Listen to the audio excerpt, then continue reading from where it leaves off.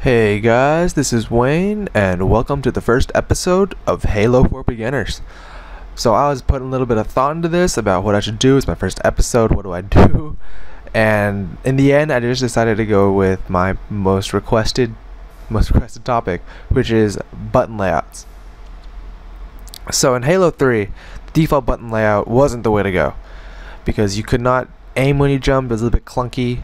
Some of the buttons weren't in great spots, but Halo Reach, the default button layout, I feel is the best layout, because in Halo 3 the main issue people switched to bumper jumper a lot was because you couldn't aim when you meleeed. So ninjas, you couldn't really pull those off in Halo 3 without switching to bumper jumper. In Reach they fixed this issue. They put melee on the right bumper, not the right bumper, the right button. So the default layout in Halo Reach is basically bumper jumper idealized for Reach, because if you look over here at the bumper jumper control, the equipment is on X, and in Reach, when you're using jetpacks, especially since jetpacks are in the MLG playlist now, you can't aim when you fly in a jetpack. So it's actually quite detrimental. Even though the ability to jump around corners and keep your aim steady, I feel that if you're gonna have an armor ability and you're using jetpack, that's a huge disadvantage. And I never liked bumper jumper, so I don't use it. That's why I recommend default. A lot of people are also recommending recon, and well, the reason I don't like recon is because the reload on recon is on the right bumper, just like in Halo 3, the Halo 3 default. But the thing is, you don't really need to aim when you reload, so there's no reason to keep your thumb on the joystick when you reload, and you have to click the button.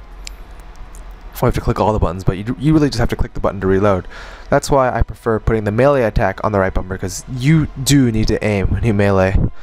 So I prefer having it on default, where the reload is on X and melee is on right button.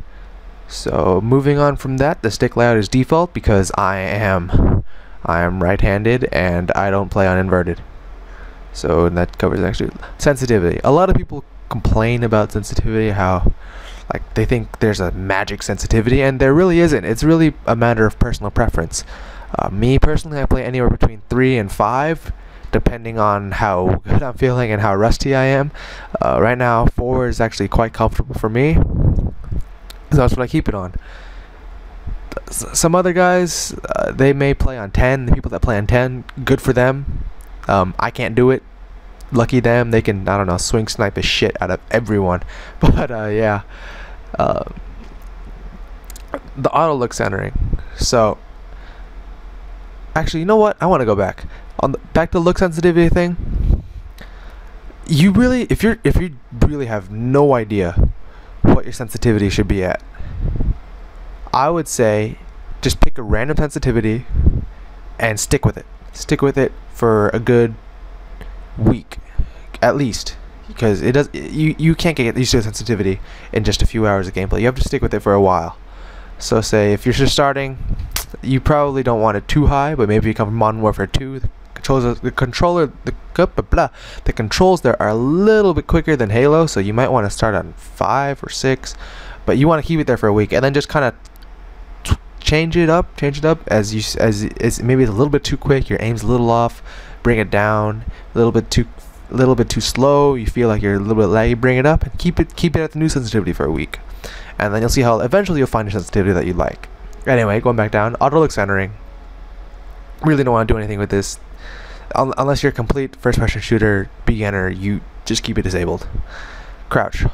Okay, so I'll probably put up a clip of this of Gandhi hopping after this video, but you really want this on hold to crouch.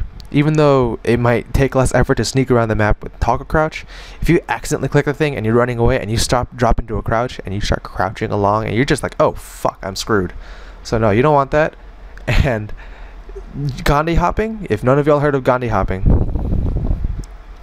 it's basically when you jump in the air when you're one shot, you will want to crouch, and what this will literally bob your head up and down. At least it did in Halo 2 and Halo 3. I haven't actually tested it in Reach, but it's worked on all the previous Halo games.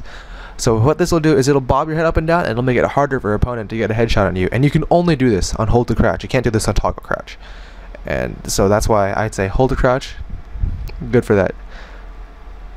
cleanse protection. If enabled, cleanse protection. I actually haven't heard of this before. I think this is something new on Reach. Disabled, just because I played the previous Halo games and accidental stick clicks. I don't know what this will make it do. Maybe you have to hold the sticks longer. I don't know. I'm not quite sure. But I don't know. Just keep it at default. Flying controls. If you play a lot of flying controls, I don't know. I just keep mine not inverted, because even though I play a lot of flying games, it's kind of weird. The Halo controls aren't like most flight simulators, so I just keep it on default and try to make do. And yeah. So this is my first episode of Halo for Beginners. I might actually put up some gameplay next time, but I'll put a video up of Gandhi hopping at the end of this, and thank you guys for watching. See you next time.